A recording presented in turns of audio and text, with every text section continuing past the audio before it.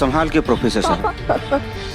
पापा उस वाले सिरे से चलते हैं ना, वहाँ ऑटो जल्दी मिलेगा। हाँ चलिए पापा।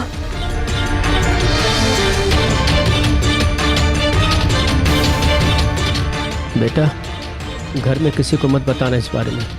जी जी पापा। नहीं तो खामखा सब परेशान हो जाएंगे।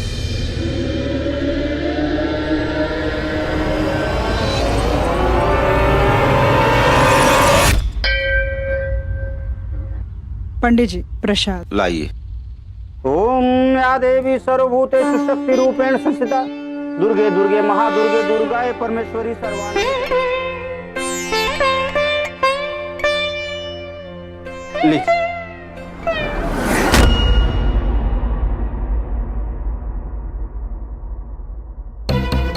मेरे रहते तुम किसी और लड़की से शादी नहीं कर सकते, वरना सब बर्बाद हो जाएगा।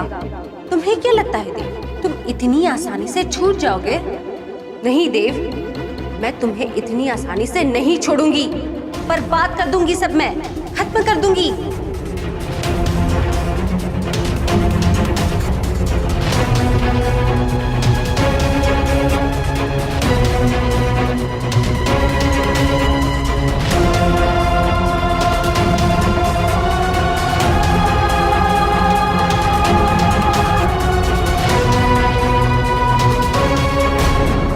देव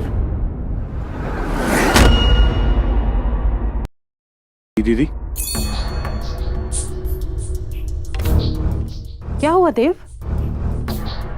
तुम्हारा चेहरा काहे बुझा हुआ है? नहीं तो दीदी, एकदम ठीक। पक्का? जी दीदी। क्या हुआ? अच्छा वो लिटिल मामा आए कि नहीं आए अभी तक? सब लोग आ चुके हैं, बस वही अभी तक नहीं आए। गोड़ा खा पूड़ा के हो, गोड़ा खा पूड़ा के निकला गे मिठैया। खा पूड़ा के निकला गे मिठैया, गोड़ा खा पूड़ा के। काले जा रहा रे? मिठाई। कौन मिठाई है रे? चमचम। हो वाह, चमचम हो तो गोरखपुर जैसा बनना ना हो। निकला गे मिठैया गोड़ा खा। अरे लिटिल मामा, बड़ी लंबी उम्र है आपकी, अभी देव आपके बारे में ही पूछ रहा था। पाँव लगी दीदिया। जियो जागो खुश रहो दनदनाते रहो। ये टाइम है आने का। अब क्या कहती हो दीदिया, रुस्तमपुर में इतना जाम था, और ऊपर से जो हमारा मित्र मंडली और रिश्तेदार लोग हैं ना, फोकट में खाली जहाजे से ना उसको मिला है। लेकिन कोई बात नहीं, जब हम यहाँ आ गए हैं तो अब तो भगाओगी भी तो नहीं भागेंगे, अब तो सारा काम निपटा के ही जाएंगे। क्या फालतू बात कर रहे हो? अरे भगाएं तुम्हारे दुश्मन को, मजाक में भी ऐसी बात नहीं करते। अच्छा चलो कुछ खा पी लो, उसके बाद दुख सुख बतियाएंगे। बड़को, बड़को जी आ रहे हैं। भैया को चाय नाश्ता कराओ अच्छे से। अरे ये क्या, ऊंट के मुंह में जीरा? दे धजा देख के लाया करो। भैया को अच्छे से खिलाओ।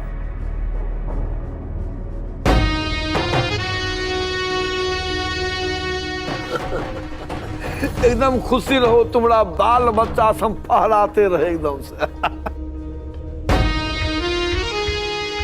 अब तो हमारी खुशियों में बट्टा लगने वाला है। 5 किलो आटे की रोटियां खाए बिना कहाँ पेट भरता है इनका।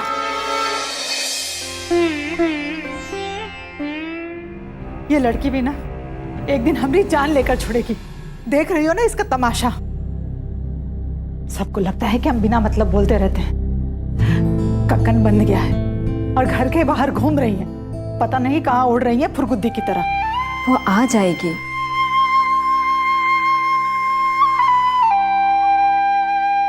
देखिए आ गई। कहाँ चली गई थी बिना बताए? कहे थे ना घर से नहीं निकलना। कुछ उल्टा सीधा हो जाता तो? जाने दीजिए, बच्ची है, यही बगल में तो गई थी रेणु के यहाँ। हाँ हाँ सब समझ रहे हैं। और चढ़ाइए बेटी को सर पे। ससुराल से जब शिकायत आएगी ना तो हमसे मत कहिएगा। माँ आप पापा को मत डांटिए। और भला ये क्या बात हुई? कक्कन पहन लीजिए तो कोई काम ही मत कीजिए। बस बस बातें मत बनाओ। 2 दिन से कह रहे हैं लहंगा देख लो ठीक से आ रहा है कि नहीं, लेकिन फुर्सत मिले तब तो। जो हुक्म महारानी साहिबा, अभी जाके लहंगा ट्राई करते हैं। अब ठीक है, अब मुस्कुरा तो दीजिए। भाभी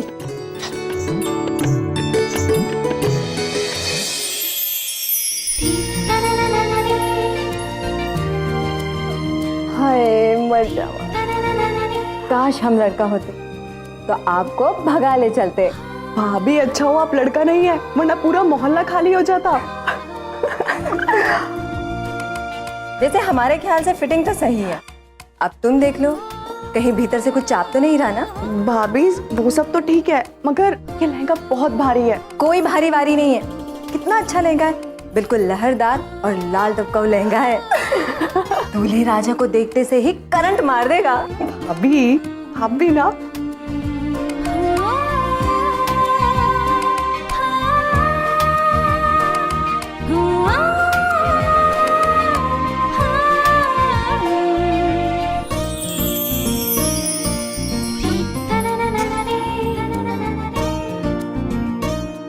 देखिए ना माँ, कितनी प्यारी लग रही है हमारी सिया, बिल्कुल सिया सुकुमारी की तरह। भाभी अरे इसका दुल्हा भी तो राम जैसा है। हमारी राजकुमारी को किसी की नजर ना लगे। माँ भला हमें क्यों नजर लगेगी? ये सारा कमाल ना इस लहंगे का है, ये है इतना खूबसूरत। पापा क्या जरूरत है इतना महंगा लहंगा खरीदने की? नहीं बेटा, कोई महंगा नहीं है। तुम्हारे लिए तो लाख रुपए का भी लहंगा लाते तो वो भी महंगा नहीं होता है कि नहीं? अब एक पिता होने के नाते इतना भी नहीं किया तो फिर किस बात के माँ बाप। वैसे लग तो अच्छी रही है गुड़िया। मैं देख रहा था तुम्हारी नजरें इसी पे टिकी हुई थी, पर देखा महंगा है तो किनारे कर दिया। पर कितना करेंगे पापा, सारे पैसे तो आप हमारी शादी में ही खर्च रहे हैं। अब खर्च की चिंता तुम करोगे, कोई चिंता नहीं करना बेटा। सब ठीक है। सारा खर्चा कर सकते हैं, पीएचडी नहीं करा सकते। हाँ हाँ पीएचडी करेंगी, नामी खानदान मिला है, इतना अच्छा वर, इतना अच्छा घर, और हम इंतजार करें इनके पीएचडी खत्म होने का, और यहाँ बैठे बैठे हमारा ब्लड प्रेशर ऊंचा करें। नहीं नहीं, ना तो आपको अपना ब्लड प्रेशर बढ़ाने की जरूरत है, ना ही इसे अपने पीएचडी रोकने की जरूरत है। बेटा तुम्हारे ससुराल वाले बड़े अच्छे हैं, तुम शादी के बाद भी पढ़ाई लिखाई जारी रख सकती हो, बल्कि कप्तान साहब तो पढ़ाई लिखाई के हिमायती हैं।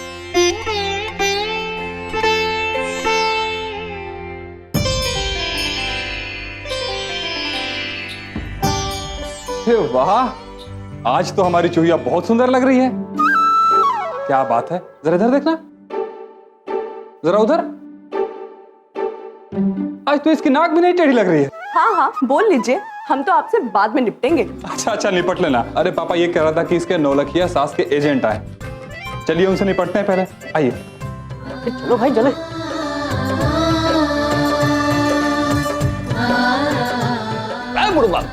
क्या कर रहा है तुम रे? फूल लगा रहा हूँ। फूल लगा रहा है? फूल लगा रहा है कि तुम फूल बना रहा है रे? अरे बासी फूल से सजावट होता है रे। इतना प्रोफेसर साहब पैसा नहीं देंगे क्या?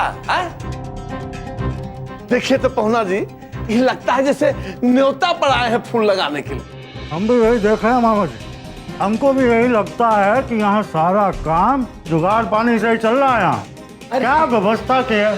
प्रणाम प्रणाम। प्रणाम प्रणाम प्रणाम। ये पहुना जी हैं देव बाबू के मनन जी, इनको तो आप जानते ही होंगे। क्या है ना प्रोफेसर साहब कि पहुना जी में जो रस है ना वो जीजा जी में नहीं है। हम हैं जहार सिंह उर्फ लिटिल मामा, वो हमारी दीदिया नौलखा देवी के हम दूर के रिश्ते के भाई। अब क्या है ना कि हमारी दीदिया नौलखा देवी के अपने कोई सगे भाई नहीं है ना, तो दीदिया सब कुछ हम ही को मानती है।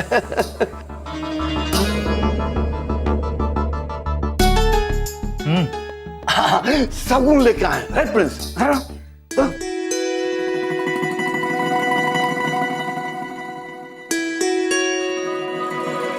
आइए ना, बैठिए अंदर। चलिए चलिए।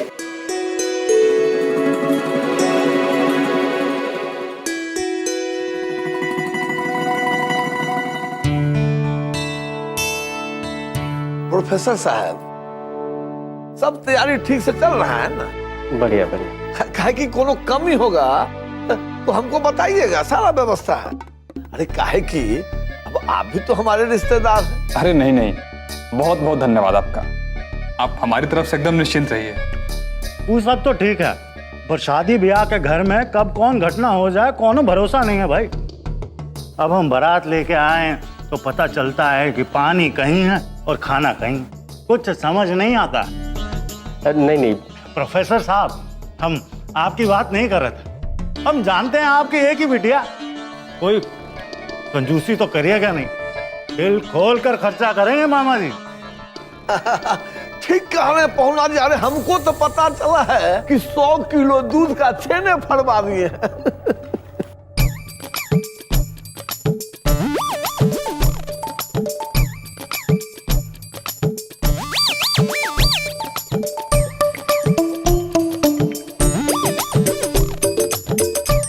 अरे पहुना जी, खाइए ना, गरम गरम कचौड़ी मर दे, खाइए खाइए।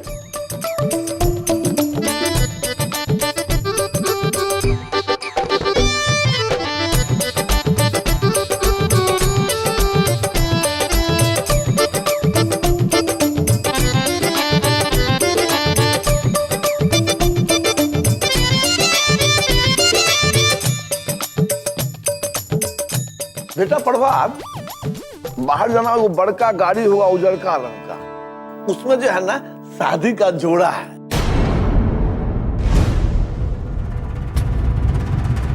है कि दीदिया कह रही थी कि दुल्हन जो है वही शादी का जोड़ा पहन के घर में आएगी।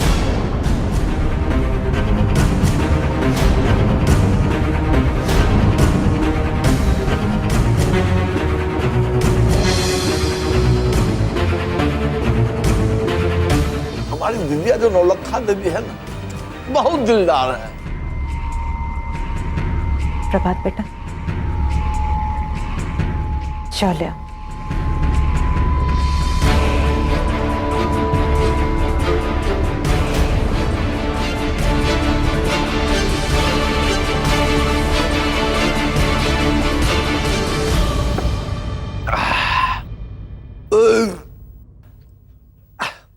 प्रोफेसर साहब, एकदम ललन टॉप नाश्ता था, लेकिन एकदम गर्दा, जिसको आप कह सकते हैं।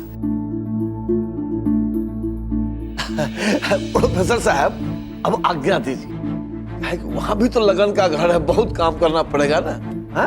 चलिए पहुना जी।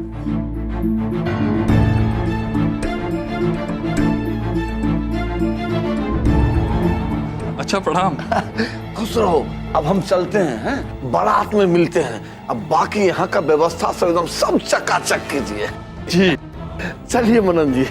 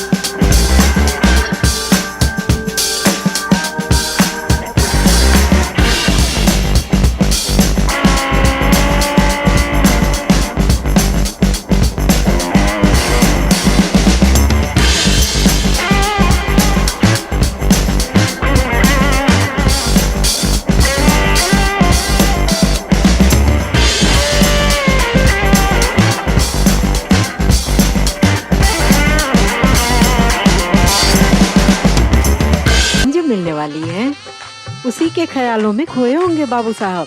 मन ही मन तो एकदम लड्डू फूट रहे होंगे। मन तो इनका कर रहा होगा कि कब बारात लेकर पहुँचे। अरे शादी के दिनों में तो ऐसा ही होता है, और आजकल के लड़कों में सब्र कहाँ है। आजकल तो शादी के पहले ही मिलजुल कर आते हैं।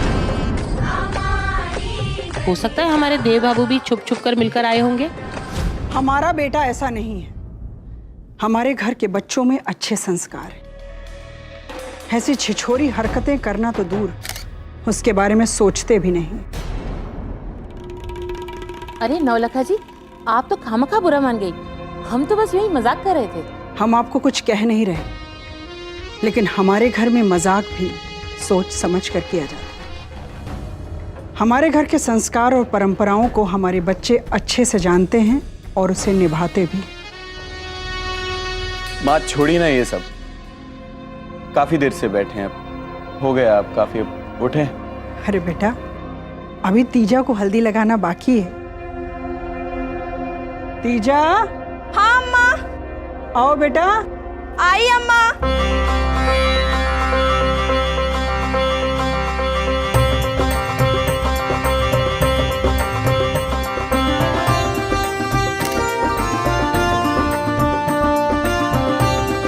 जी अम्मा। बेटा भाई को हल्दी लगाओ। जी अम्मा।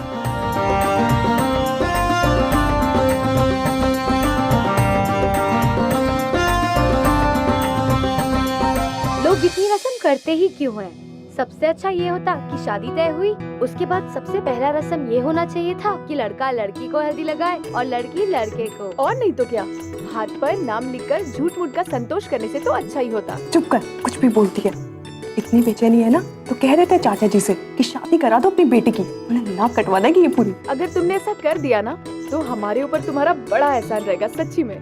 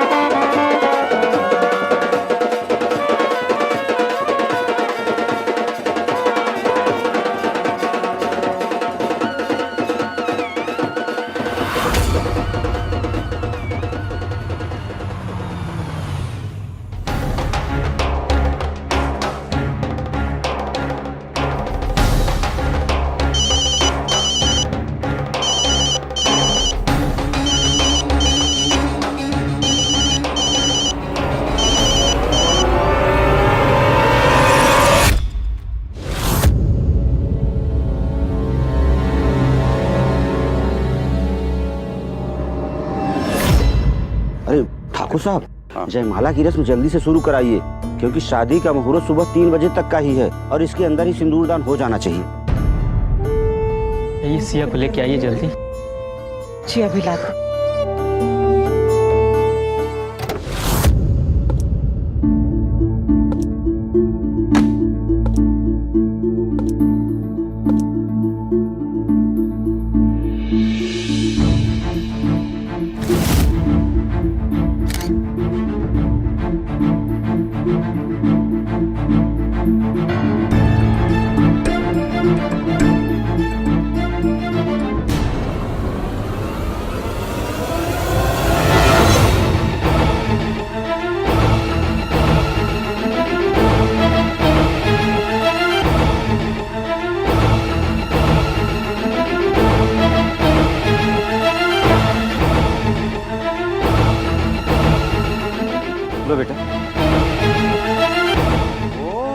लक्ष्मी कौस्तुभ पारिजातक सुराधनवंतरिश्चंद्रमा धेनु कामदुधा सुरेश्वर गजो रम्माणि देवांगना।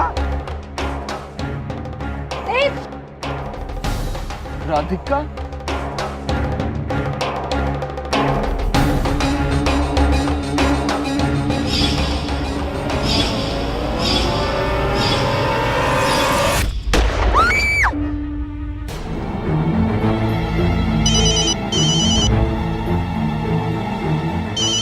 तुम्हें क्या लगता है देव, तुम इतनी आसानी से छूट जाओगे?